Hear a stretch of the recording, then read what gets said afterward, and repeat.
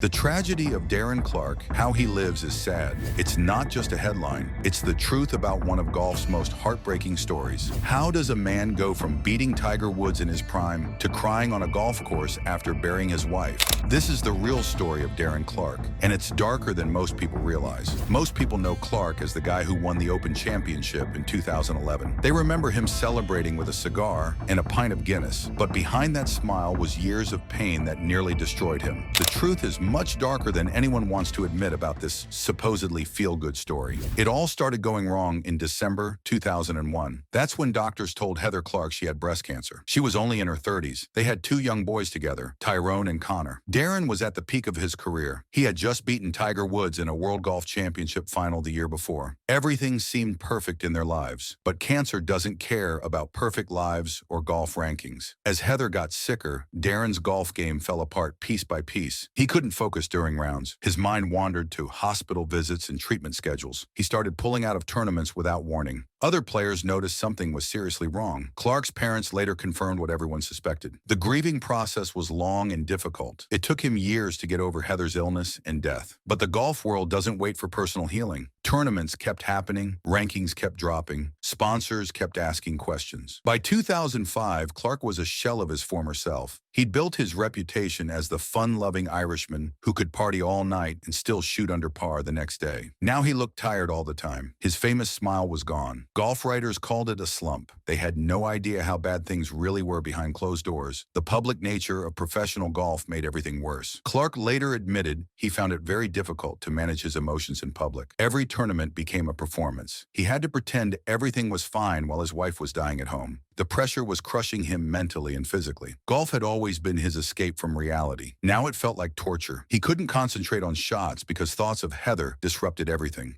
His longtime agent noticed Clarke would often step away from practice to take calls about treatments or critical family decisions. The sport that made him famous was becoming impossible to play. Heather passed away in August 2006. She was only 39 years old. Clarke was completely devastated. Most people expected him to take months off. Instead, he made a decision that shocked everyone in the golf world. He decided to play in the Ryder Cup just 6 weeks after the funeral. The 2006 Ryder Cup was held in Ireland at the K Club. It should have been a celebration for Clarke, playing at home with his country watching. But how do you celebrate when your world has fallen apart? European captain Ian Woosnam gave him a wildcard pick. Many people questioned whether Clarke was mentally ready for such pressure. What happened next became one of the most emotional moments in sports history. Clarke didn't just play adequately, he completely dominated his opponents. He won all 3 of his matches. He never lost a single point during the entire competition. When it was over, he broke down crying on his caddy's shoulder. Players from both teams came to hug him. Even the tough American players were in tears. The media called it brave and inspiring. They said he was playing for Heather's memory. Captain Woosnam dedicated the victory to her and called it destiny. Golf fans around the world felt good about the story, but Clarke knew the painful truth. He wasn't being brave or inspirational. He was running from his grief. Golf was the only place where he could forget the pain for a few hours. Just like fans around the world watch Clarke take the fairway with tears in his eyes, you can stream every emotional Ryder Cup moment live thanks to our friends at Fubo. Whether it's heartbreak or triumph, Fubo brings you closer to the action that defines these legendary players in their most human moments. After the Ryder Cup heroics, people expected Clarke to bounce back quickly. The heroic performance should have been his turning point. Instead, things got much worse. Psychologists call it delayed grief. The adrenaline from the Ryder Cup had carried him through those 3 days. When it wore off, reality hit harder than ever before. Clarke's world ranking kept falling throughout 2007. He went from being a consistent top 10 player to barely staying in the top 100. Tournament organizers stopped calling with sponsor exemptions. Major sponsors lost interest in someone who couldn't make cuts. The man who once beat Tiger Woods in a final couldn't compete with journeyman players. The worst part was watching him try to be a single father. Clarke had to take on responsibilities Heather used to handle perfectly. School meetings with teachers, bedtime stories every night, homework help and parenting decisions. He was grieving the loss of his wife while trying to raise 2 young boys. Friends said he looked exhausted and overwhelmed all the time. The media still called him the good times golfer who loved cigars and Guinness. They wrote nostalgic pieces about his party lifestyle, but those close to him knew much better. The parties had stopped completely. The laughs were forced and painful. Clarke admitted later that golf felt completely meaningless. He only kept playing because he had bills to pay and kids to raise a loan. Years passed with no real improvement in his mental state. Clarke would have occasional good weeks followed by terrible stretches. He'd make a cut and get people excited about a comeback. Then he'd miss the next 3 tournaments badly. It was painful to watch for golf fans. This was a man who had won 14 times on the European Tour. Now he was struggling to compete with players half his age. His public image became a sad contradiction. People remembered the cigar-chomping, wise-cracking Northern Irishman. But that person was gone. Clarke became more philosophical but also more withdrawn. He struggled to find meaning in golf beyond paying bills. The sport that had defined his identity felt empty and pointless. In 2011, something completely unexpected happened. Clarke won the Open Championship at Royal St. George's. He was 42 years old, making him the oldest champion since 1967. It was his first major championship after 20 long attempts. The victory came 5 years after Heather's death. Finally, people thought his redemption story was complete. The celebration felt genuine for the first time in years. Clarke smiled like he meant it. He talked about how Heather would have been proud of his perseverance. Golf fans around the world felt good about his story. The sad chapter was finally over. The fairy tale ending had arrived, or so it seemed to outside observers. But winning the Open didn't fix the deeper problems. Clarke still struggled with depression and loneliness. He still missed his wife every single day. Golf was still just an escape mechanism, not a genuine passion. The major championship was a beautiful moment, but it didn't heal the emotional wounds that ran much deeper. Clarke's later career proved this point repeatedly. He never won another significant tournament on the main tours. He moved to the senior circuit where the competition was much easier. Even there, wins were rare and felt hollow. The man who once dominated Tiger Woods was now celebrating small victories against 50-year-old competitors. In 2016, Clarke got another chance at redemption. Europe named him Ryder Cup captain for the matches at Hazeltine. This was supposed to be his moment to complete the circle. The man who gave everything as a player would now lead the next generation to victory. But captaincy exposed his flaws in completely new ways. Clarke's wildcard picks caused immediate controversy. He chose his close friend Lee Westwood over higher-ranked players. He picked Thomas Pieters based purely on recent form instead of proven experience. Russell Knox, the highest-ranked player outside automatic qualification, was left out entirely. Clarke insisted it wasn't an old pal's act, but nobody believed his explanations. The 2016 Ryder Cup was a complete disaster for Europe. They lost all 4 Friday morning matches in devastating fashion. It was the worst start in 41 years of competition. Despite some strong partnerships later in the weekend, Europe never recovered from the early deficit. America won 17 points to 11. It was their biggest margin of victory since 1981. Clarke's captaincy was heavily criticized by media and fans. His wildcard picks looked foolish in hindsight. His strategies seemed outdated and ineffective. The man who had given Europe one of their greatest Ryder Cup moments as a player had failed miserably as a leader. It was another sad chapter in a career full of disappointments. Today, Clarke plays senior golf and makes occasional television appearances. He remarried a few years ago and seems happier in his personal life, but his professional story remains fundamentally tragic. This was a man with enough raw talent to beat anyone in the world. Personal tragedy derailed him at his absolute peak. The saddest part is how Clarke talks about his career nowadays. He doesn't sound bitter or angry, just tired and resigned. He admits golf was often an escape from reality rather than something he truly loved. Even his biggest victories feel somewhat hollow when he discusses them honestly in interviews. Darren Clarke didn't just lose a wife in 2006. He lost himself for years afterward. The wins came and went, but the sadness always stayed underneath. That's the real tragedy of Darren Clarke's life.